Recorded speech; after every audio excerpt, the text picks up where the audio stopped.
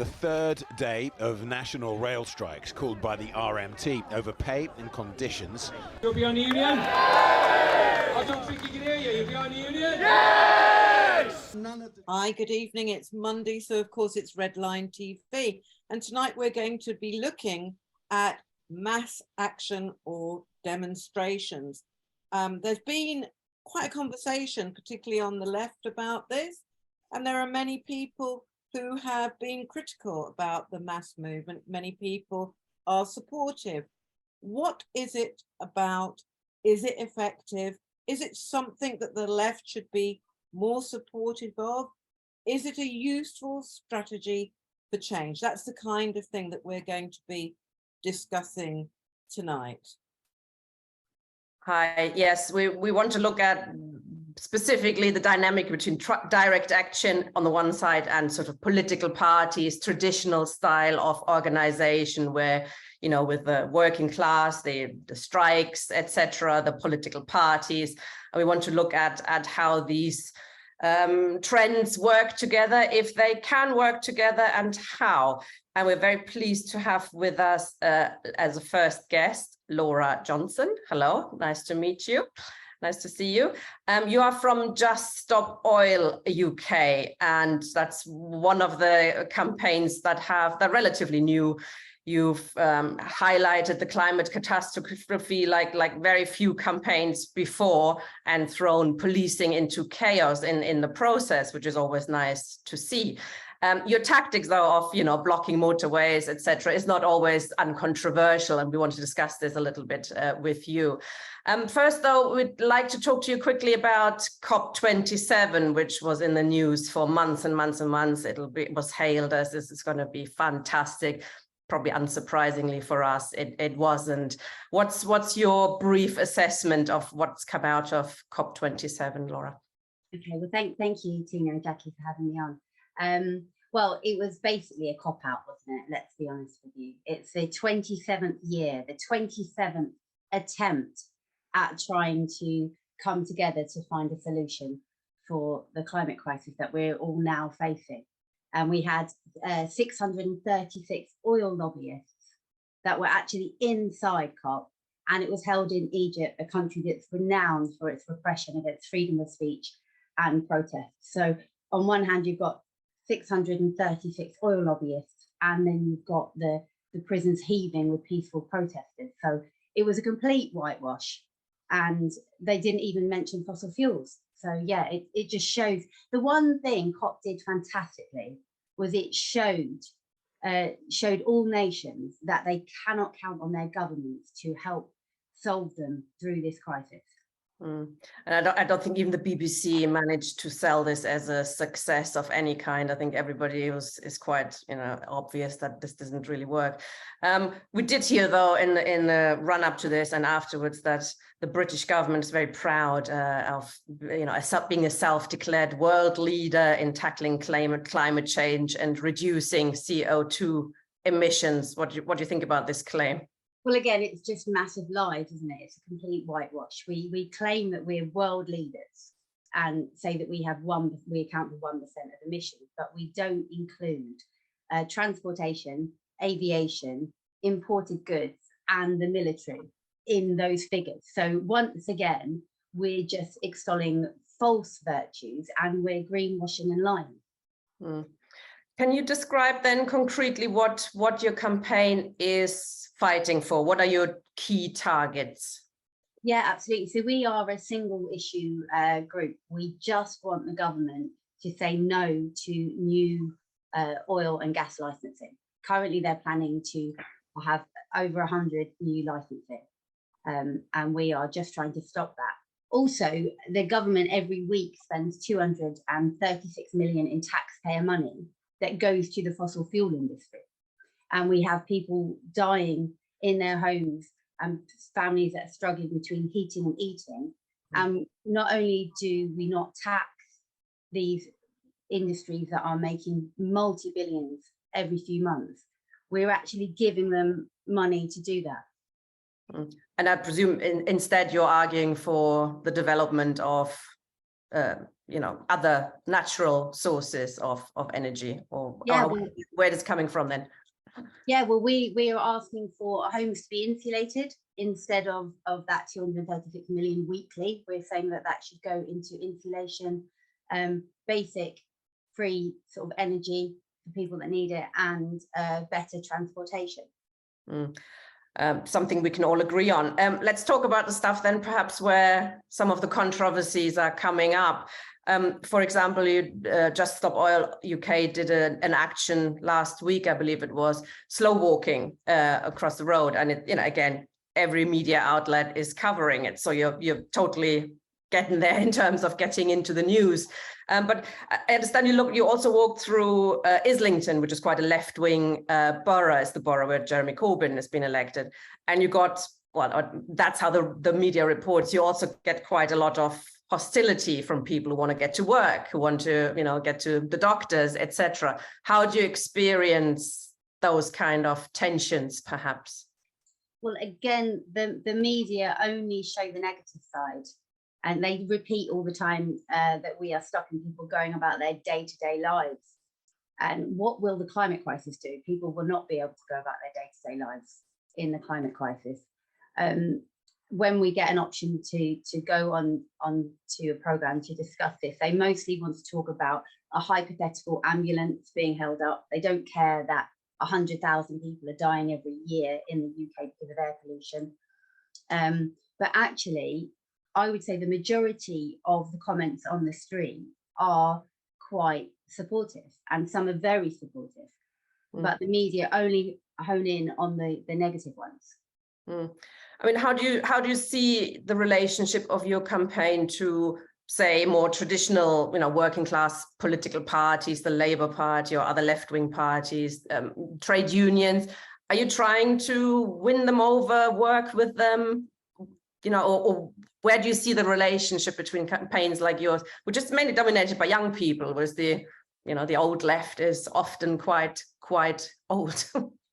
Well, but actually, Just Stop Oil are not mainly young people. We have a really wide demographic. I think it's mainly the younger people are getting in the media more. We are filled with grandparents, the same as Extinction Rebellion, grandparents that are just trying to fight for their grandchildren's future. But we are making really good strides in working with trade unions. Recently, we were supporting at Forley with oil strikers, because it's really important. They go hand in hand, but we don't actually have a political party that is for the workers anymore, do we? I mean, we have Starmer that is telling MPs they can't go and support on the picket lines, which is just insane, because we all need to work together really now. This is the time to get together and to help. Yeah. In terms of then, I think you're also a supporter of Extinction Rebellion, and Just Oil UK is kind of linked to that. And the target, or they've relaunched a project called the Project 3.5, which is quite an interesting one, because it is, I understand, the sort of the key strategy of the campaign, which is that you don't have to win over the majority of the population. You just have to win over 3.5% of the population to make a change.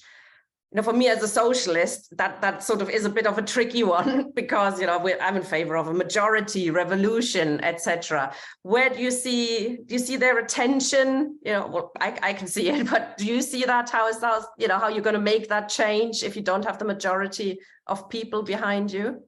Well, when they were forming Extinction Rebellion, they looked at past movements like the civil rights movement, the suffragette movement, movements that were morally just. And they saw that it was about 3 or 5% of the population that were actively getting involved in civil resistance. And then that was enough of a carrot, say, versus a stick to get people to join in. So the 3.5 movement are trying to get 100,000 people, to go and march in Westminster in April. And I think it's a brilliant cause, and people should be getting behind it. And I think it could have really, really great a knock-on effect.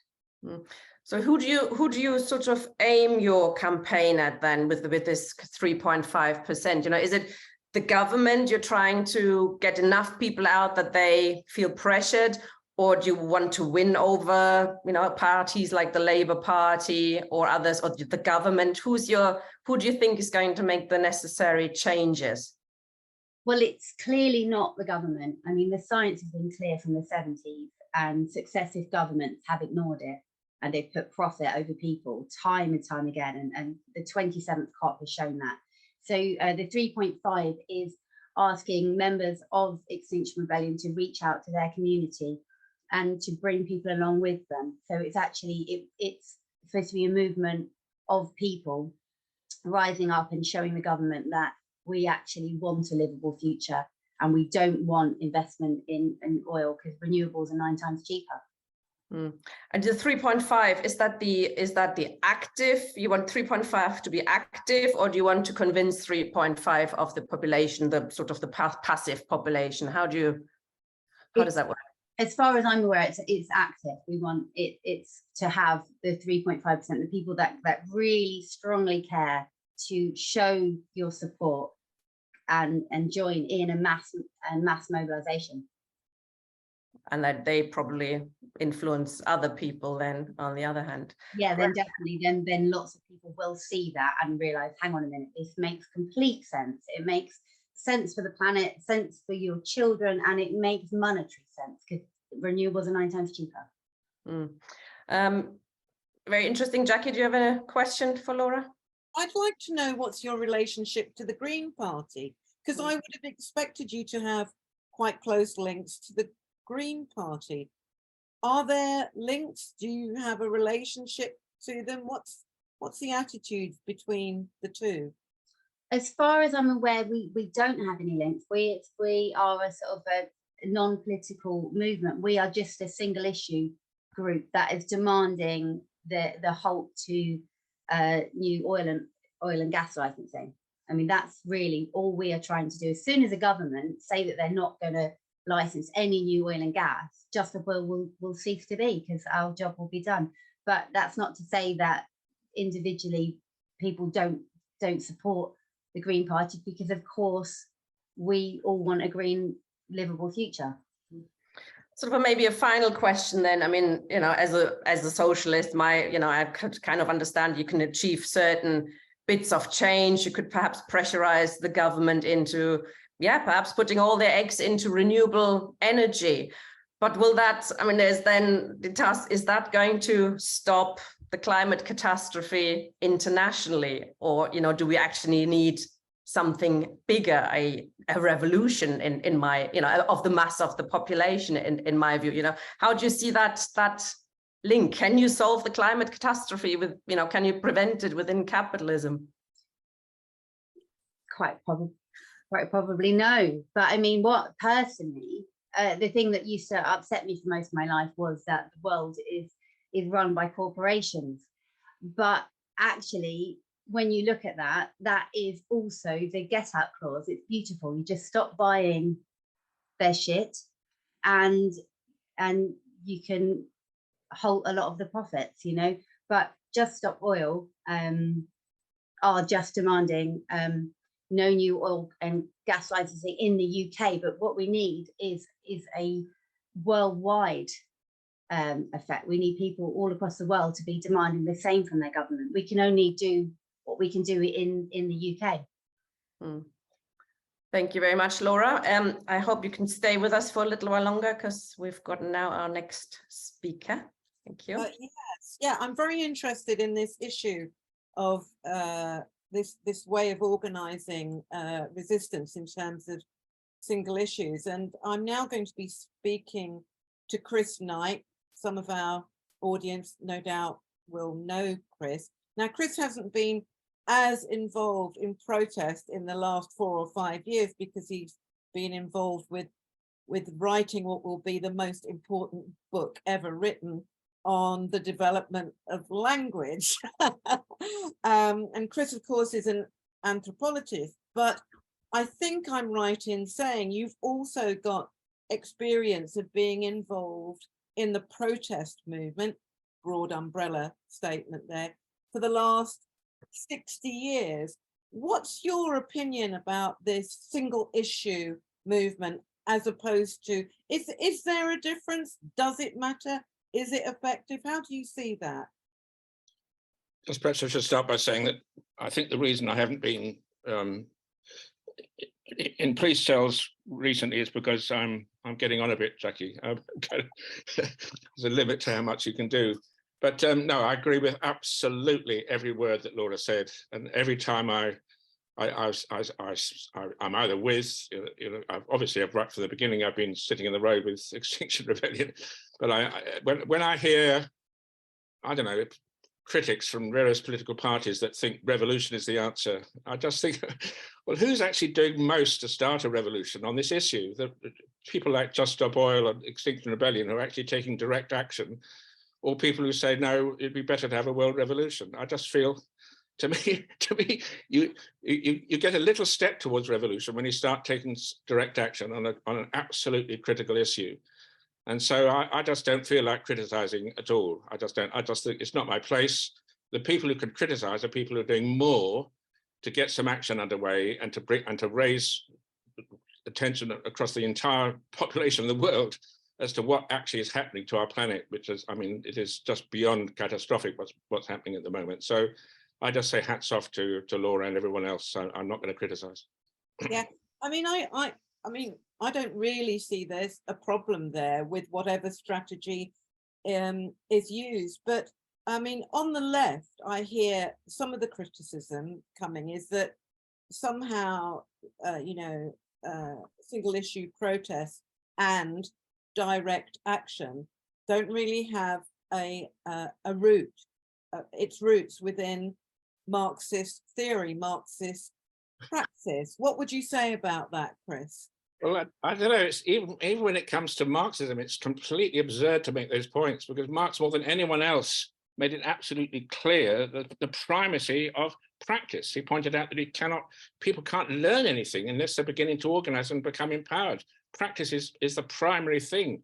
And what is a strike but direct action? I mean, until ordinary people are feeling their own strength, feeling their own connections, feeling their own power, they're not going to feel the need for, if you like, revolutionary ideas or ideas about how to deal with the climate catastrophe. The first thing to do is to start getting active, then you find yourself beginning to make links. And if people think that, I don't know, Just Stop Oil is too much of a single issue campaign, well, give support from wherever you are, whatever union you're involved in or other campaign you're involved in, give support to Just Stop Oil, assume, as you've every right to assume, that Just Stop Oil will reciprocate that support, and start making connections. But just wagging your finger and say, oh, you shouldn't be a single issue campaign is ridiculous.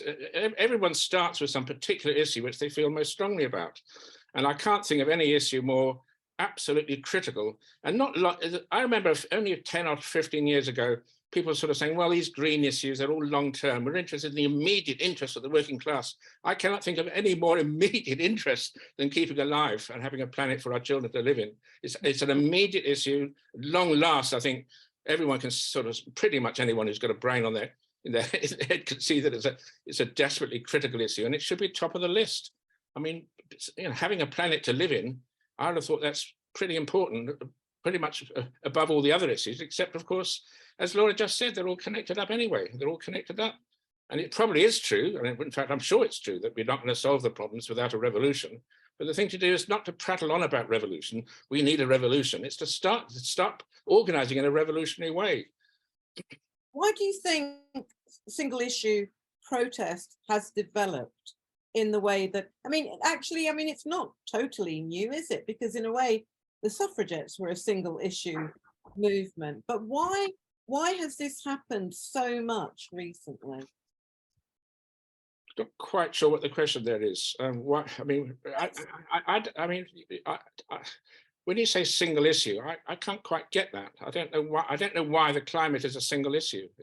No, I'm not just talking about the climate. For example, we've got somebody from, we've got Huda from Palestine Action coming on soon. And I think there are many campaigns who see themselves as going, we're not going to be concerned with too much, we're going to be concerned with. Well, okay. Well, I mean, I just think that Just Stop Oil is an absolute object lesson to all of us. Having a long, complicated message with a great long manifesto with all kinds of I's dotted and T's crossed, and say this is the thought you have to have in your head. It's go through, read our manifesto. No, one simple message: just stop oil. That is just so effective. It doesn't mean you can't put other messages like free Palestine or other things critically part of the struggle, but to have one single message, a very simple message: just stop oil. It's a lesson in how to get a message across. It's just brilliant. I mean, nobody, none of us are disagreeing with, that it's important to have single issue campaigns on various issues and stunts. I think in your time, you've done some great stunts on the royal wedding, etc., which got you in the newspapers, etc., which is brilliant. It brings the message home, doesn't it? We want to speak to as many people as possible. But I do want to talk to you a little bit about Marx, because he didn't just say, be active and do this and do that. I mean, he spent a lot of time developing programs, the program you just sort of dismissed a little bit. And, the Communist Manifesto is a program for the working class. He was involved in various organizations. He helped to found working class political parties, because he understood that we need to get the working class together in a political party to challenge the state and to challenge capitalism. I mean, that's not unimportant though, is it? You do consider yourself a Marxist, don't you? We have to link the two, surely. We have to do both. Well, I sometimes wonder, I mean, Marx said, if these people are Marxists, don't call me a Marxist. And I sometimes wonder myself. I would call you a Marxist, Chris. Yes, I know. I do identify intellectually as a Marxist. But for me, being a Marxist means putting, where it comes to thinking, ideas, things in the head, as opposed to just, if you like, just practice, it means putting science first. Put science first, in my view. That's what Marx was trying to do. Just because you're a Marxist, that doesn't mean your ideology is kind of scientific. And I don't believe the whole idea of scientific socialism and all that stuff, it's just so, it ends up with certain people thinking that they have a right to teach others how to think. And so this whole idea of sort of Marxist education, somehow various people, various intellectuals, various professors, or wherever they are, need to kind of educate the working class. Marx made a brilliant point. He said, what is it? What was the exact words he said? Who is to educate the educators? And he pointed out that education, if you like, Marxist education or any other revolutionary education, it has to be self-education. Don't expect somebody to be entitled to start teaching you how to think. So self-education means you start to, first of all, you have to organize. There has to be some practice. Everything that Marx did was in the context of the revolutionary situations breaking out in 1848, the Paris Commune. Obviously, now and again, you get a turn down of the struggle, and you're not much you can do except maybe write a program or try to write a huge big tome, a critique of political anthropology. But the essence of Marxism is to turn upside down the usual idea, which is that the workers need educating. And of course, nearly all the sort of current brands of Marxism that the various sects disseminate are versions of that idea, that somehow we are the Communist Party, we are the Socialist Workers' Party, we are this or that, and we are the people who need to educate the class how to think. And it's just completely upside down. It's the opposite of what Marx and Engels thought. And just by the way, because we're connected here with Labour Briefing from the outset took the exact opposite position. We said information is power. The London Labour Briefing, it was reporting the news and making it. And the kind of information we had was never finger wagging. It was connect up initially across London. What actions are being taken? What moves are being taken to kick out the right wing of the local Labour parties, councillors, and so on. But the information has to be empowering information, so that as we become empowered, we become aware of that. And just now, as we're speaking, with the greatest, most extraordinary coincidence of different strike waves all over the country, never mind other parts of the world, The critical thing now is to be aware of how strong we're becoming, aware of each other's struggles, aware of each other connections we're all making, and join up the struggles, including, of course, the struggles, so-called single issue campaigns like Just Stop Oil. But this is an extraordinary moment we're entering in the next week or so around Christmas, and probably throughout the spring. Incredible amount of action, direct action being taken by trade unionists. And of course, we need to link them up. That's the critical thing. That's what Marx and Engels were constantly attempting to do, to link up the struggles. I think one thing that strikes me is that in these kind of different models, I mean, I think it's a false bifurcation, actually, of action in any case, is that one sort of model, to some extent, really has people in this organized system where if you protest, you go on a march or you have a strike and you organize like that. And the other model, for me, seems to be one which is much more about actually activating people to act for what they believe and what they're trying to change. And that seems to me to be something of the difference. Well, what I think is that you should never feel that it's your job to teach people what to think. When ordinary people start to get organized, when they discover their connections, where they discover their own power to make changes, then they will be receptive to, if you like, revolutionary ideas. But when people are weak and unorganized, then they will kind of feel the need for the ideas of their weakness. They'll feel a need for racism. They'll feel a need for sexism, patriarchy, all just a reaction.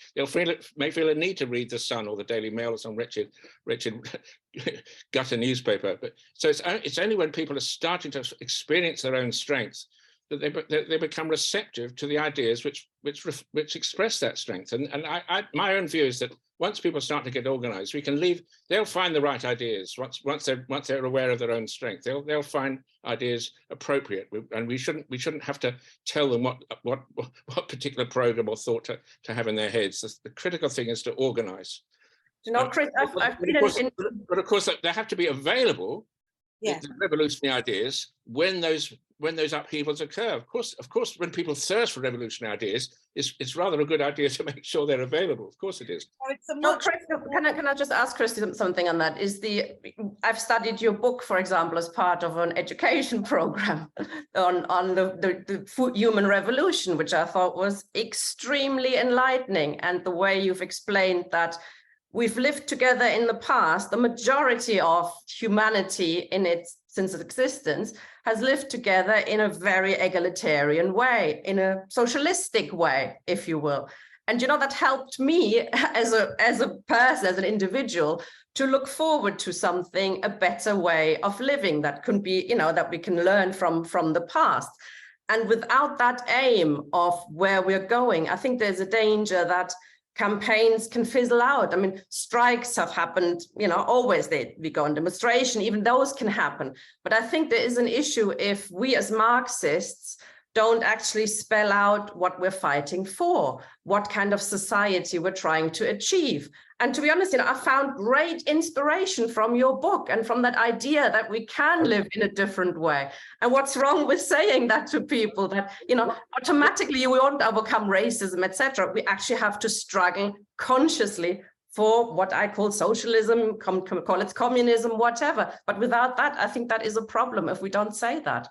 Well, I have tried to say it, but I wouldn't start wagging my finger at some picket line telling them they need to learn about the human revolution. I mean, there will come a time, hopefully, when people will realize and want to know all about the revolution which made us human. I mean, that's the point is that we are a species with language and culture and kinship and all the things which define us as human beings. All that happened not just through Darwinian gradualist revolution, but through a process of evolution which culminated in a revolution, and archaeologists call it the human revolution. And in that revolution, something extraordinary happened. The world was turned upside down. Women gained an enormous amount of solidarity. And as you know, my argument is that all culture, kinship, morality, language, and everything was born on the picket line. and because of that, I've always thought that whenever you have a picket line, we should fill out that picket line with the music, with the singing, with all the things which make us human, and with the laughter, with all the things which go beyond just standing on a picket line and demanding whatever it is that your demands are. So, Tina, I'm glad you read the book. It's great. I'm not quite sure what point you're making. I mean, yes, in my view, I mean, I'm not a climate scientist, but I'm sort of in the same kind of field at University College London, in the sense that my field, my specialist scientific field is human origins. You can't know about human origins without knowing all about different, immense climate changes which accompany the evolution of our lineage of hominins. So yes, that's why I'm a scientist. That's because I think science is the most revolutionary form of knowledge there is. And in particular these days, climate science is absolutely critical. And what has been astonishing and very, very disheartening has been the way in which scientists have been left without a voice. They've been completely inarticulate. All these scientists have known for 40 years about the catastrophe we're heading for, and they've been completely tongue-tied. And so really quite recently, obviously James Hansen and others have been trying to do their best to warn of the thing of what's around the corner, but it's taken Extinction Rebellion and others, of course, to sort of make scientists feel that they dare come out and say what they've known for so long. So again, that's another way of putting it. I mean, you can't be a Marxist, in my view, not a Marxist in the sense that Marx and Engels meant, without putting science first. And there's no earthly reason why ordinary people shouldn't be part of the scientific community. It's not, obviously some of the technicalities are a bit complex, but I mean, any person with a brain can work out roughly what the scientists are telling us, both about the climate, but also about how we became human, which is a critically important point, and of course why I'm an anthropologist. Chris, thank you. Can you stay with us, because I think we're going to head towards an interesting discussion. Tina. Yeah, thank you, Chris. We're very pleased to have with us now Matthew Huber, who is a professor and who's written a couple of books on the issue that we'll be discussing. One of them is Climate Change as Class War, and the other one was Lifeblood, Oil, Freedom, and the Forces of Capital. Thanks for joining us, Matthew. Listening to the discussion so far, you're a bit of an expert on these campaigns as well. How do you view campaigns like Extinction Rebellion and sort of limiting their demands to just something quite concrete and small in that sense?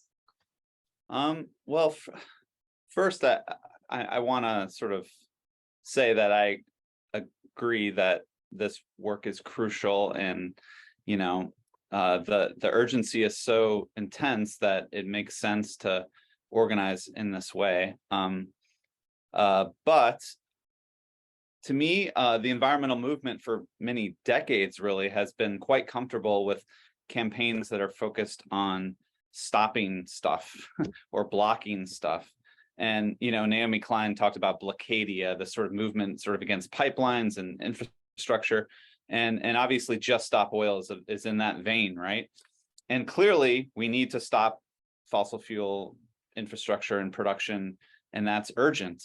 But I think we could also pivot towards movements that are also calling for what we also need to address climate, which is massive production and building of infrastructure, a totally new energy system. We know we need to build new transport systems, new electricity systems. We need to, if not build new green housing, we need to retrofit existing housing, which I just heard that Just Stop Oil is calling for, huge insulation campaigns and free transport, which is all great. But I actually think if we focus more on the building part of the project, which is necessary to address climate change, there's a lot of advantages to that. It's going to be oriented around lots of things that would be seen as benefits to the larger population, like jobs, for instance, but also traditionally this kind of Blockadia style, just like blocking stuff, environmentalism has come at loggerheads with trade unions because they see it as a threat to their jobs and their livelihoods. But this politics of building, which is necessary to solve climate change, is going to have obvious appeal to trading unions and the building trades and other key sectors of the industrial economy that we actually have to transform. And these trade unions, as you're seeing in the UK with their strikes, and they still have tremendous power despite being attacked for the last several decades. They have members and resources and structural power just by virtue of being the people that do the work in these systems and can withdraw their labor and cause a crisis. So that this kind of more positive politics of not just saying we want to stop stuff, we want to actually build a new society, I think just has more potential to kind of generate more appeal. I have more thoughts on just direct action in general, but maybe I'll stop there. But let's hear it. I think I actually want to speak on that. So I think direct action is, as many of the speakers were saying, has been crucial to all forms of social movements throughout history.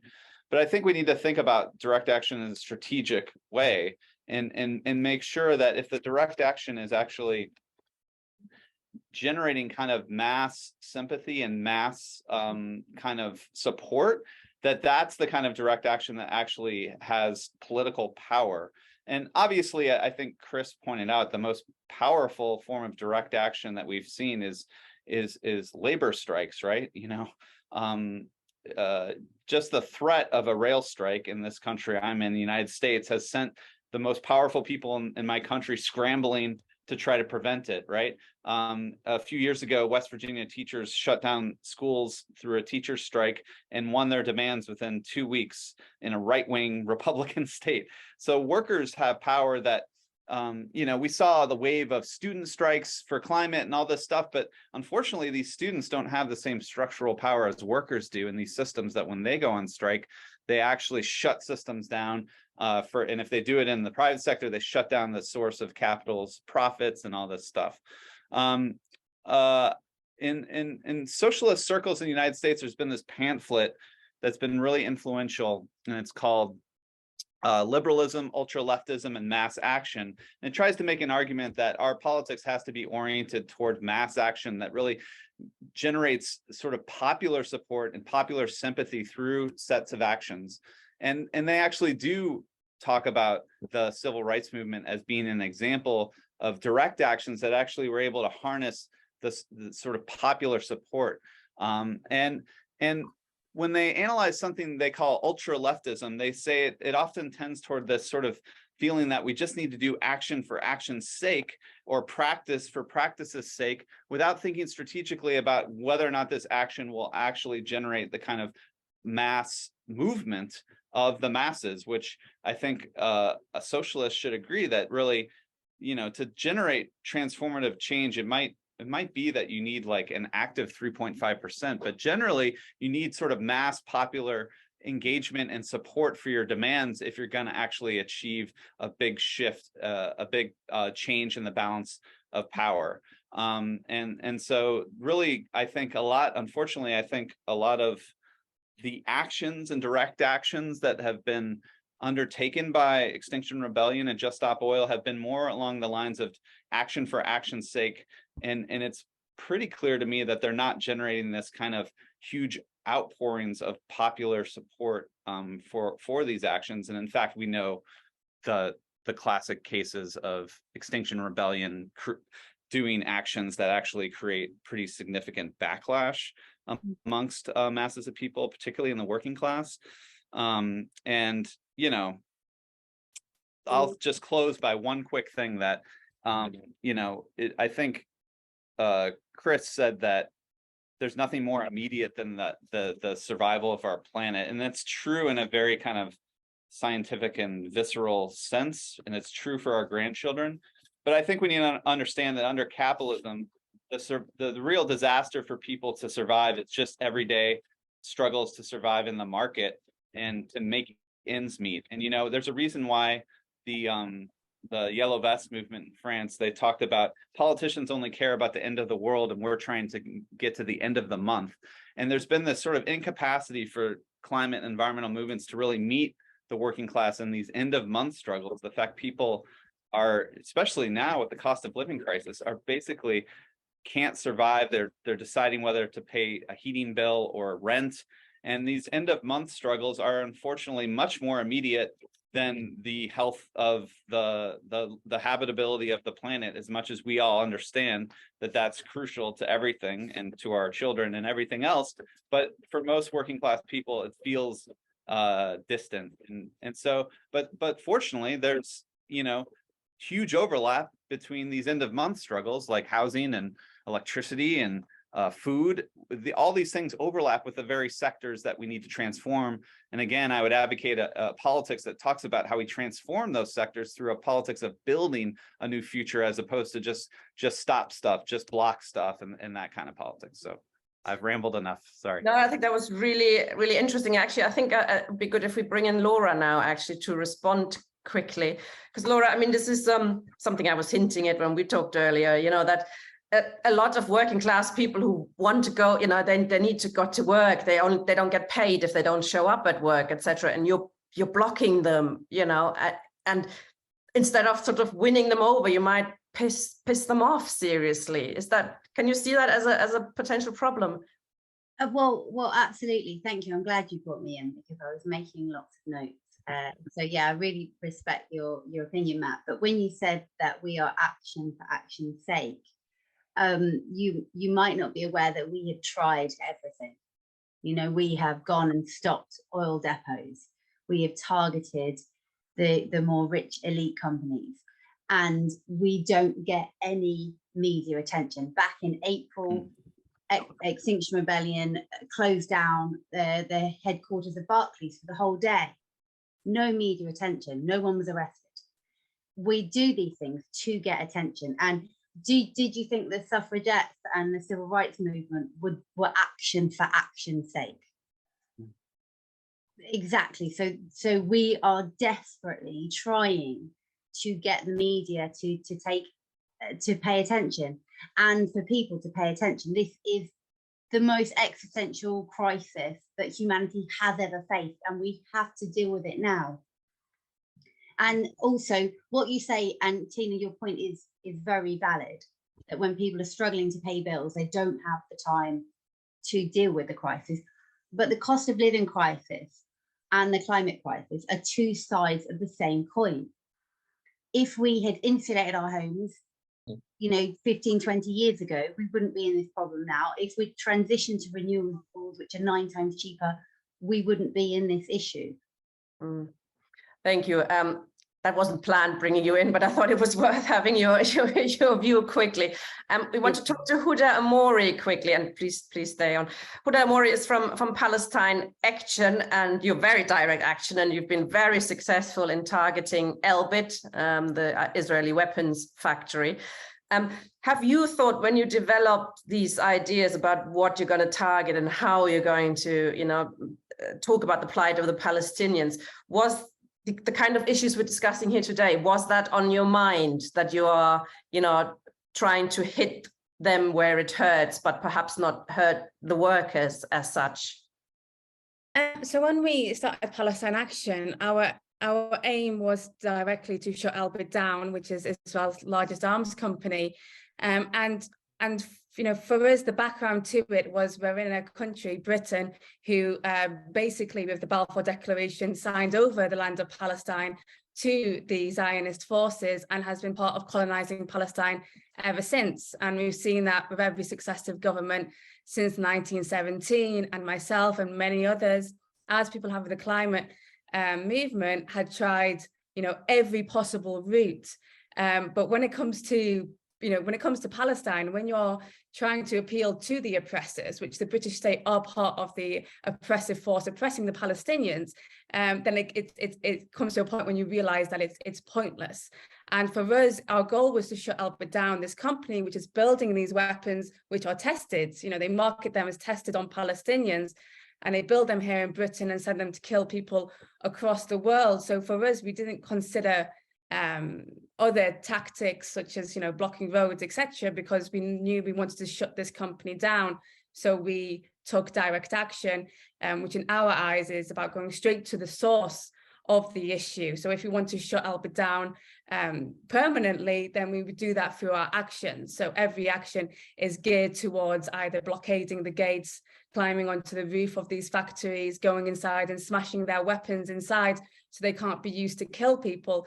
So of course for us it made that was our I think our initial thoughts was to go straight to these Albert sites, and that's what we did. And I just wanted to pick up on another point that I think direct action and civil disobedience is often mixed up as one, and I think it's different strategies. So for us, every time we shut Albert down, it's about envisaging the future you want to see.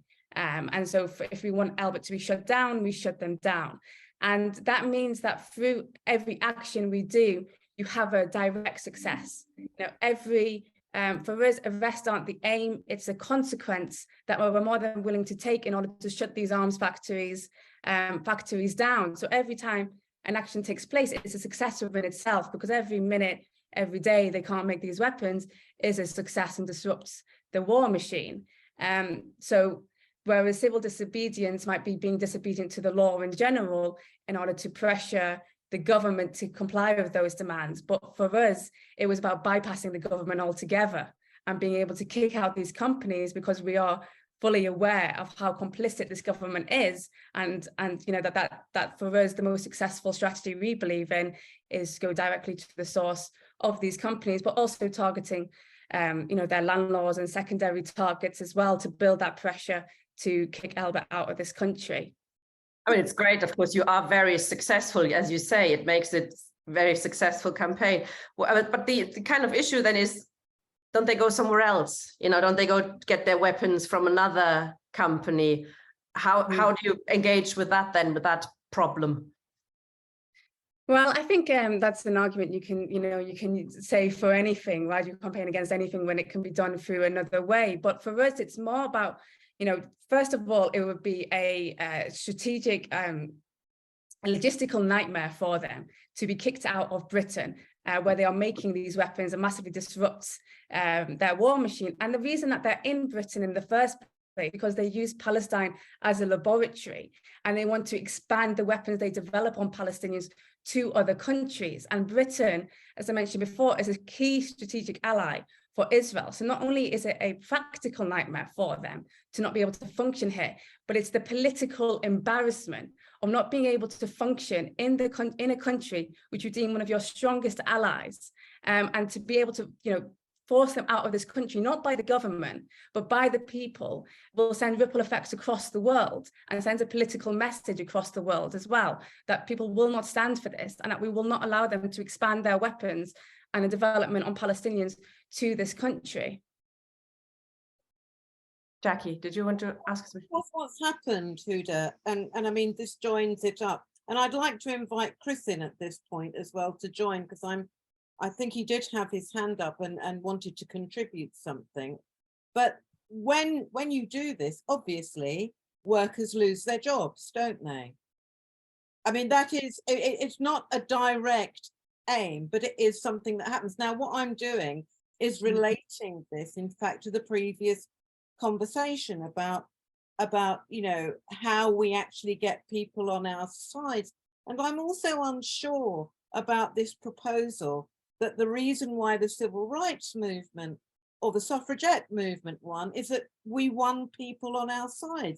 I mean, I would suggest that one of the reasons that the civil rights movement worked is that many states became pretty ungovernable, given what the protests that were going on, which also included stopping people coming to work. But Chris, you had a comment you wanted to make as well.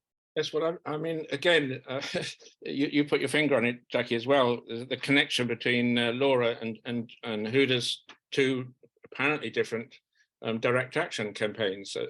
As Huda said, you want a future without arms factories? Well, close this one down. I mean, in other words, be the change you want to see in the world. Start the way you mean to go on. Do something which is actually part of the solution. And it's the same when you stop huge lots of cars on the M25 or going across the Dartford Bridge. In a sense, because we don't need all those cars, there should be free public transport. Of course, Jackie, you put it yourself. It's gonna inconvenience workers. Well, of course, it inconvenienced workers in Brighton on this wretched arms company when their firms shut down. I mean, okay, so what? I mean, you're not going to start with everyone, all workers across the world, all having absolutely identical immediate interests. Of course not. Of course not. So I'm just saying that, there's a very interesting parallel there between these two apparently single issue campaigns, which clearly connect up. I was looking at Laura's face as you were speaking, Huda, and I could just see that Laura was 100% in solidarity with you. I mean, am I right, Laura? I can see again from your face that you are. So I mean, I just don't think it's very sensible for kind of people like ourselves that tend to be activists and maybe think of ourselves as intellectuals or some damn thing to be kind of going around criticizing each other too much. I mean, I will just say one thing, I suppose. I'll say this, that I have always felt, and I'm addressing Lora now. I've always felt, ever since I was first involved in Extinction Rebellion, that it would be quite clever if you're going to stop a bridge or something, to kind of work to a rhythm. And for me, because I think that we're a strange planet with the reason we've got life on Earth is because of one planet hitting another. We've got a huge moon right close to us. The whole of life on Earth has been a sort of Earth, Sun, Moon system. I've always thought that any genuine environmentalist would get back to some kind of slow time and use the moon as a clock as well as the sun as a clock. I know this will sound incredibly strange to people, because we all assume that the clocks that capitalism has given us, are kind of the clocks we're going to need in the future. But I'll just say this: I think it would be quite clever to have instead of sort of subjecting motorists to completely sort of unpredictable random stoppages, to make people aware that once a month, maybe dark moon or something like that, some natural clock. Just don't even think of taking your car out, because there are going to be street parties on every street, across every bridge, and just make this stopping of cars, getting people to do some other way of traveling, hopefully getting towards free public transport, make that something which we're actually doing in the course of our protests, so that it becomes a kind of regular rhythm and becomes, again, like we start the way we mean to go on. We would like a future where we take time off, where we enjoy time off from all these wretched, wage slavery forms that we're subject to at the moment. And one way to do it would be to have a regular rhythm of stoppages. I mean, our program Redline TV is we're trying to critically examine particular issues. That's why we invite debate, and perhaps sometimes we disagree with each other on something. I don't think it's a particular problem. I think that's how comrades learn, and that's how we learn, listening to different arguments, because the fight for a better society is a very complicated fight. So it's, I don't think it's a problem with us critiquing each other's view a little bit. Huda, you have your hand up. Yeah, and I just wanted to add a point where I think sometimes these issues, obviously there's massive links between all of these issues, right? And that's important to recognize. But, picking up on before about single issue campaigns, I think the reason why we're seeing more of it now is because, we want to win, right? And for us to focus on shutting Elba down in this country, who had 10 sites, they're now down to 8, and have lost £280 million in contracts recently. For us, that's a very achievable aim. For us to just say free Palestine, which obviously I want a free Palestine, there has to be blocks that we work to before that, because you need that, you need that motivation within the movement to keep going and to understand that people can be empowered through that movement. And I think that's why direct action is very empowering, especially when you see the world as the way it is today.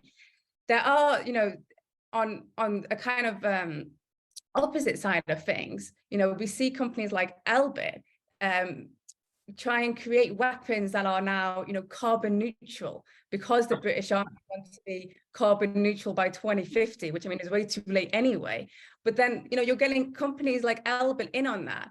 And this is where things are going. And obviously that's not down to any group's fault or anything like that. It's more about the fact that, you know, the capitalist world that we live in and how they see it. So I do think there has to be a level of anti-colonialism embedded in the movements that we are part of, because we don't want to, you know, we want to work towards worlds where we're not destroying our planet.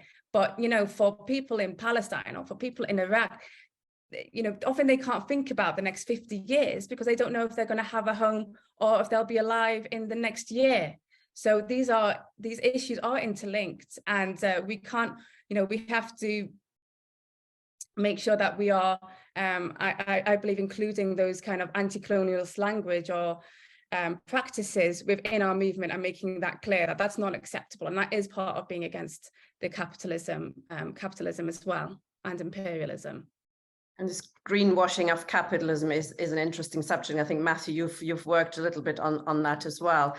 You know, a carbon neutral bomb to, you know, wipe out Palestinian villages. I mean, that is a more extreme version of it. But when you were sort of listening to the discussion, and what Chris in particularly was saying, you know, the sort of be the change yourself. You know, if you try hard enough, and if we all do it, can that really challenge or prevent climate catastrophe if we all just try harder? Well, if I can, unfortunately, I think a lot of times this discussion is just purely in moral terms, and without a doubt, these activists who are doing Just Stop Oil, direct action, they are in the moral right. They're on the side of history that we need to do to save this planet. But unfortunately, I think we need to not just talk about morality, we need to think about strategy and how we, as Huda was saying, how we actually win. And to me, if we're thinking strategically, we have to understand that I don't think, with all due respect, Laura, that the goal is to attract media attention. I think the goal is to actually attract mass popular support for your program and your politics. And I'm not sure, despite the media attention, I'm not sure the actions are translating to that kind of mass support.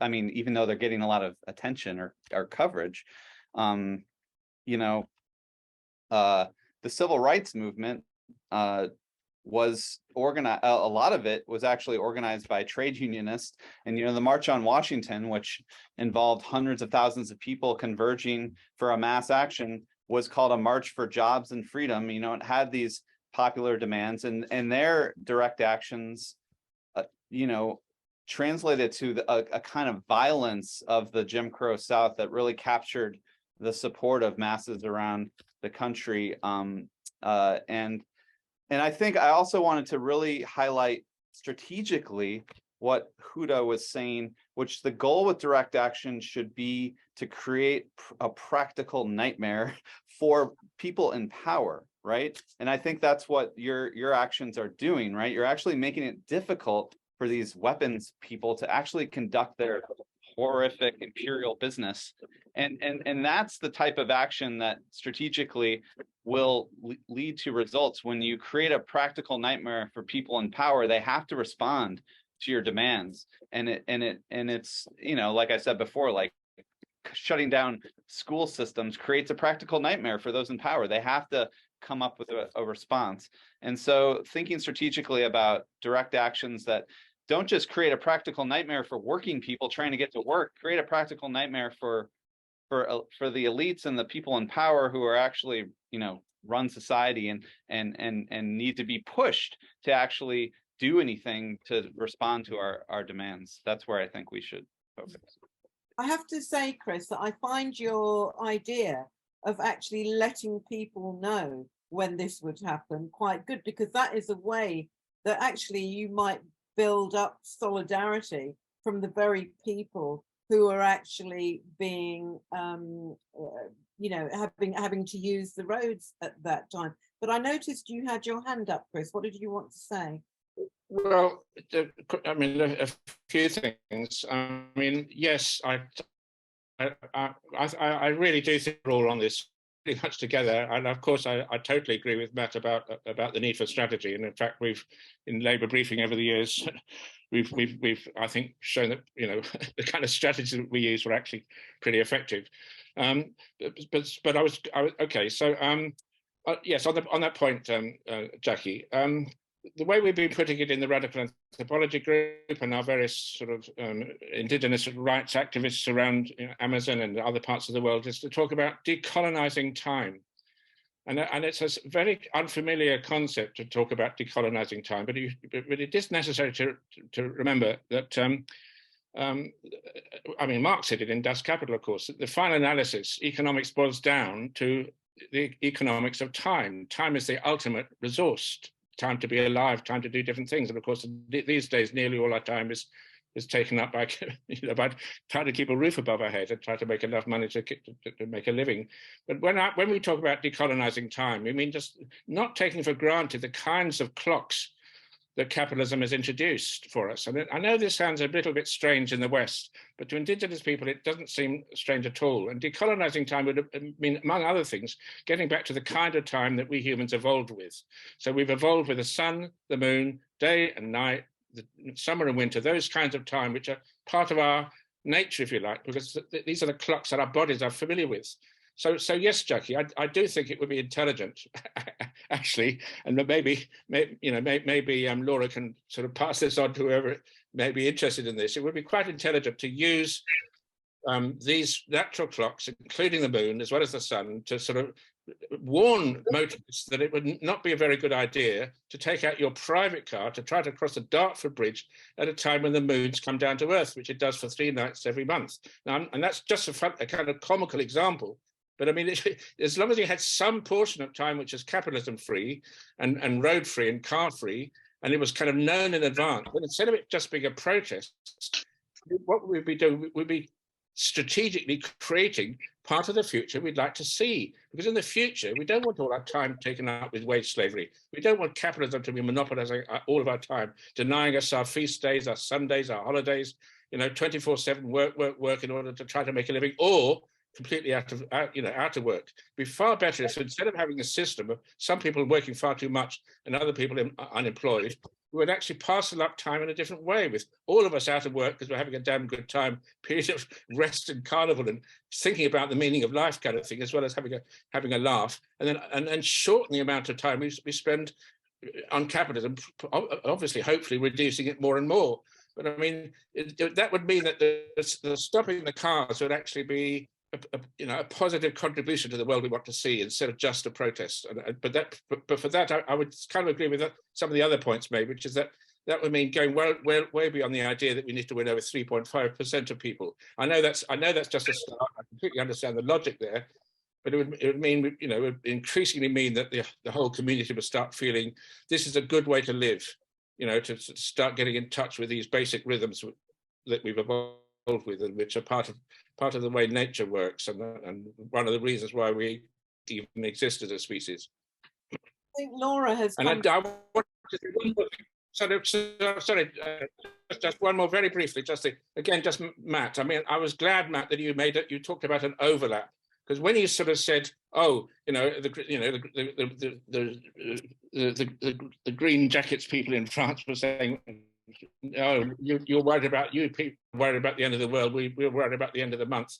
So so I mean, of course you're right there. But I mean, tell the people in Pakistan at the moment, tell the people in Somalia at the moment, tell people in the huge parts of the world that climate change isn't an immediate thing when they're actually being flooded out of their homes. It is absolutely immediate, but increasingly that kind of immediate interest, that kind of immediate concern, that being washed out of your village, or having a huge landslide, or a terrible drought as we're getting in Somalia and other places, that kind of immediacy is now, as you put it, Matt, yourself, is beginning to overlap with other kinds of immediacy, like not being able to make it to the end of the month because you haven't got enough money. So those two kind of versions of immediacy are overlapping now, and I'm glad you made that point, because it's. I think if we're socialists, we're also internationalists. So we're we care about what's happening in Bangladesh and in those other countries, and what we shouldn't be doing is, say, prioritizing our workers. But Lora, who's had obviously problems with her computer, has just come online, and I know you've been waving your hand. Lora, what did you want to say? Oh, sorry, I didn't mean to be waving my hand. I think I was just trying to get that angle right. I will just very quickly say I really agree with what Chris was saying, and that was an Extinction Rebellion strategy, to have some party with it and frivolity, and to let the police know where we are. We can't do that with Just Stop Oil. We're already facing very harsh sentencing. We get GPS tagged. I'm currently GPS tagged. I'm banned from areas of London. If Just Stop Oil told the police where we'd be, there would be no protest. Can I just say, I think that's a really good point, because what we have now is draconian government response to protest. And as that happens, strangely, or perhaps not strangely, the reaction against it in terms of what the demonstrators do has to become, one presumes, harsher. Huda, you've had quite some experience in terms of response with police and the court systems, haven't you? But it's worked differently for Palestine Action. Yeah, so we have had a strong response from the police and the state, as you'd probably expect, at the start of Palestine Action. I mean, to this day, it's very regular for people's homes to be raided. Myself and another co-founder, Richard Barnard, had our passports stolen by the police and many other, and stopped by counter-terrorism police and asked about all of my family's names in Iraq, etc., for several hours, and other measures taken. And I've also been charged with blackmail, which I just think is a joke, which is basically, apparently asking for a demand and doing direct action to make it happen amounts to blackmail. But that's just any decent protest group has a demand. That's how these things work. But what we've seen is that actually when we've gone to the courts, and that kind of end of this process, right? Like, the police can do whatever they like basically while you're charged or before you're charged. When we've gone to the courts, we've been massively successful, and that has a lot to do with the company that we are fighting against. We had our first Crown Court trial just a week ago, and activists were found not guilty unanimously within an hour by the jury. And I think it's a very easy argument to make. I'd like to think that most people wouldn't be on the side of an arms manufacturer, versus when it comes down to the courts and to juries. But what we've seen is a massive delay in the vast majority of our cases. And Elbit, prior to Palestine Action, actually there was sporadic action against Elbit. No one ever went to court. And this has a lot to do with disclosure requests. The company does not want to be in court. They don't want to face scrutiny, which happens when you are charged. You can demand things like disclosure from the company to aid your defense. And Elbit have always avoided that. So for us, it's actually a challenge to Elbit by us entering the courts and fighting our cases. And so, it has been successful for us so far, but, you can't, when you do direct action, you can, you're directly affecting the company. You can kind of control the outcome of your action. Obviously, when you enter the court system, when you do this type of action, you take on a personal risk on yourself. And when you enter the court system, there is no guarantee that you'll be found not guilty. Everyone is risking their own liberty, has already risked their own liberty. But I think that, especially when we talk about things like a revolution or to be victorious, then there has to be sacrifice along the way, because that's just the way our world is today. And that's what we need to make. We need to make change. I think what's very interesting is in response to Extinction Rebellion, Palestine Action, Just Oil UK, the amount of new laws and repression the state is going into shows, it is effective. It is hurting people somewhere, and blocking newspaper distribution, etc. It does actually show that capitalism as a system is not strong. It is actually getting weaker and weaker by the day, as it's been shown in the whole economic situation as well. So sometimes it just takes a little bit of something to push it over the edge. But I do think Matthew has a really good point in terms of we need to have a strategy of where we're going with this, and hopefully we can go with it together. I think this is a good point to bring it to an end, unless Jackie, you have another question or something. I think this was a really good discussion. Brilliant conversation, and it's the kind of conversation I think those of us who are trying to change the world in all sorts of different ways need to be having more and more with each other. Absolutely. We have as a final treat for everybody an interview, a pre-produced interview with a supporter of Celtic Football Club, which is often in the news with their stunts and their banners against the Queen, etc. And we've got a really interesting interview we'd like to share with comrades now.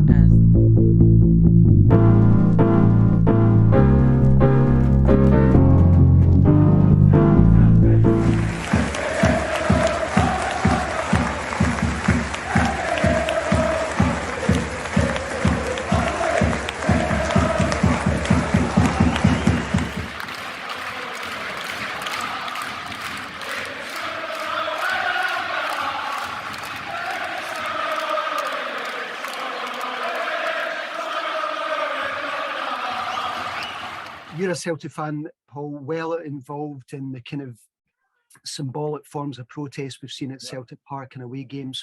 What is it about Celtic Football Club that a great many of the fans have got progressive left-wing views? I think it really just comes exactly what you're saying, Mike, from the very history of the club. I mean, the very inception of the club was born out of politics, a political decision that created genocide in Ireland, which obviously then, jumping forward, creates Celtic Football Club to very basically feed the poor in the East End of Glasgow. The reason for the club's being is politics. You know, the very reason for the club's being. And obviously that leads you to, before you even mention men like Michael Davitt, you know, the Irish Republican Brotherhood, who famously laid the first soddy turf at Celtic Park. Yeah. I mean, my initial really going to games all the time was the 80s. Hugely political time. Thatcher, the hunger strikes, anti-apartheid. Okay, I mean, these are the things that are the literature, the conversations that are taking place, and a place that I always say I learned more than I learned at school, the jungle. The last day's show was about, it was called Joy and Revolution, and we were talking about the joy of being in crowds, of being in large numbers. Generally speaking, when working class people join together, it's an intoxicating, heady, empowering thing. Can you describe your experiences in the jungle, Paul, what that's like when you've got a huge political banner, you're singing songs? Yeah. What's that like? What's your emotions like? It is intoxicating, definitely. You feel a part of something. Walking up Janefield Street and you're being handed out leaflets about a demonstration, anti-apartheid demonstration, a troops out demonstration, Thatcher, all these sort of things. So these, if you're already politically aware but fairly naive at that age, the ground was set for you to be able to take all this information in. But one of the most important days regarding political advancement within the support in general would be probably one of the darkest days of your history, which was the Mark Walters incident at Celtic Park, which needs to be discussed. Well, Mark Walters wasn't actually technically the first black player to sign for a Scottish club, but it was projected as such in the media. He had a huge part to play in this as well, by the way. Rangers creating a bit of history by having the first coloured player in the history of the club. Well, the game was slightly held up while some assortment of fruit was removed from the pitch. You can see it there, just in front of the jungle. The shops in the East End of Glasgow would sell out of bananas, and that was a narrative that was going on. I mean, I realise the old adage, different times, that doesn't wash for me. It was poor, and that's simple as that. Yeah. It was beyond poor, obviously. I mean, in the jungle that day, it's something that wasn't reported. There was people that were fighting back. Okay, I mean, supporters were fighting back against these people. I was only a kid, I was only about 14, 15. But I remember people attacking people for doing it, and it was just chaotic, man. However, from that, because I say sometimes the night is darkest just before the dawn, as they say, and that was when Celtic Fans Against Fascism came about. And that led to the TAL fanzine, and again, another publication, hugely important. Is there a sense amongst those politicised Celtic supporters, I guess there has been, Paul, any efforts to reach out and build bridges with those supporters who are maybe more sceptical about bringing politics into Celtic Park? Difficult question to answer that one, Mike, because I mean I've had countless debates with Celtic fans attempting to reach out on social media and stuff like that, and point out the origins of the club. But funnily enough, the last time I got a ban for Facebook, I've had a few, was for actually arguing with Celtic fans on pages regarding the Queen's funeral. So there you go. Interesting. There you go. We've seen some fantastic disruptive, in a good way, banners and political statements, sometimes against the wishes of the Football Authority, sometimes even formally against the wishes. It was exclusively against, to be fair. Absolutely. Yeah. But that's not the work you do and other Celtic fans do is not limited to Celtic Park. Can you describe a wee bit of the work that you bring into the community as well, and the political work that you do outside of Celtic? I think it's a knock-on effect, Mike. I think it is a domino effect. So there has been various things we've got involved in collectively. I would say predominantly against right-wing groups, Scottish Defence League, obviously way back in the day, British National Party. But the work they guys do regarding charities, food bank collections, is phenomenal, and I think that has a knock-on effect as well, because I think that spikes people's consciousness. Absolutely. I think people that maybe wouldn't have as readily got involved in stuff like that for no other reason than just maybe apathy. Paul, we very often see Palestinian flags. Yeah. I think we can just relate to the discrimination. I think obviously the inception of our club comes for genocide in Ireland, and the way that the people were treated in that country, and I think that just resonates, as does the Basque country, and as did South Africa. So there's a bit of this. Our critics tend to throw this jump on a bandwagon nonsense, which is just a cheap way cheating what you're trying to achieve. And any human being that doesn't have sympathy for the people, the plight of the people of Palestine, I find a very strange one to digest, I have to say. We had a Liverpool supporter on a few months ago, Paul, and they were describing that perhaps in Merseyside more broadly, but certainly amongst the Liverpool fans, there was a very strong left-wing element. And they, amongst a certain number of them, they had now taken to, if they were ever at a final and the national anthem was played, they were doing it.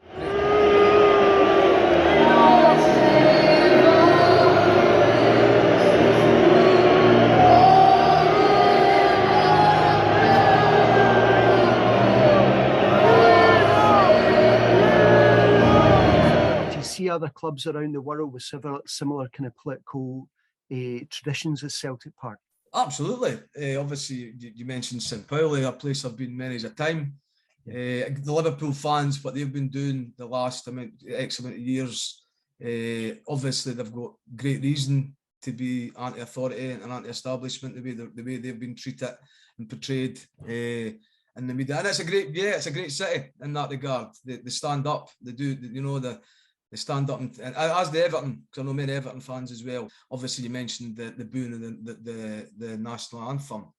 Wonderful, and this is the thing that annoys me about that, right? Because it gets reduced up here. It gets reduced to Celtic and Rangers, the royal family. You know, if you're either pro or against, because and that's a nonsense. And that's where your working class connection comes, and that's a battle we need to try and win. Is to point out that, listen, this has nothing to do with your football club. Okay, I mean, this is your class. And I think the way we dealt with the death of the Queen, unapologetic. Because if you just went by the media, and I'm talking right across the board with the media, you would think the whole country was knee-bending cap doffers that were just happy to accept this family ruled over them, and it was all right, everything was okay, their behaviour and their inherited wealth and privilege and all this stuff. And thank God for people like our club, Liverpool, Dundee United, Hibs, Hearts, these clubs that did. And it spoke, didn't it, Paul? It spoke for a constituency out there who were silenced through all that period. Yeah, absolutely. When you're amongst fellow fans and you're in the jungle, and you're doing what you're doing in the community, you're making these symbolic protests at football match. How do you feel you are representing working people, even not just Celtic fans, or maybe not even the traditions of the club, but do you feel that you're voicing something on behalf of your class there? I strongly believe we are. The biggest battle of the new is, as I find, is again, it's modern media manipulation.